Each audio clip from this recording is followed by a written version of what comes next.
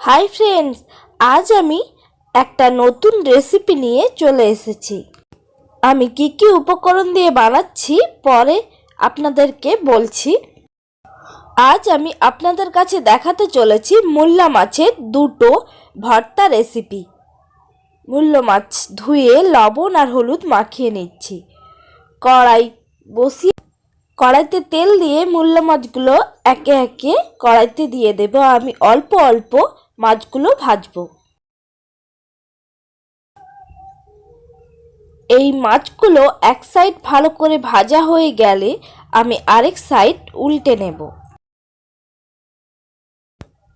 এইভাবে একে একে আমি সব মাছগুলো ভেজে নিচ্ছি।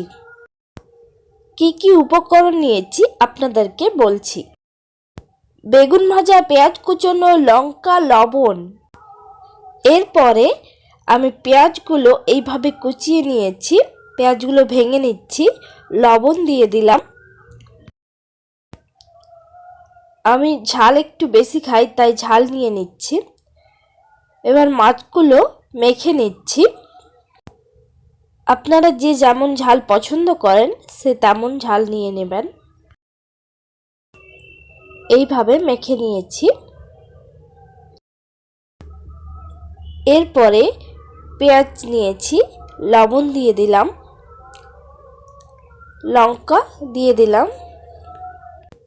পেঁয়াজ, লবণ, লঙ্কা মেখে নিচ্ছি। বেগুন ভেজে নিয়েছিলাম, বেগুনটাকে মেখে নিচ্ছি। আপনাদেরকে বেগুন ভাজাটা আমি দেখাই না, আমি বেগুন ভেজে নিয়েছিলাম, আপনারাও ভেজে নেবেন। মাছগুলো ভালো করে মেখে নিলাম।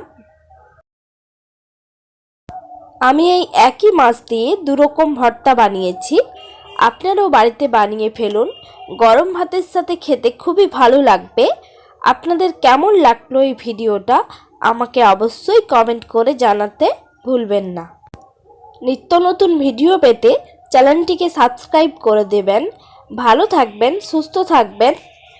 আপনাদের সাথে দেখা হচ্ছে নেক্সট ভিডিওতে।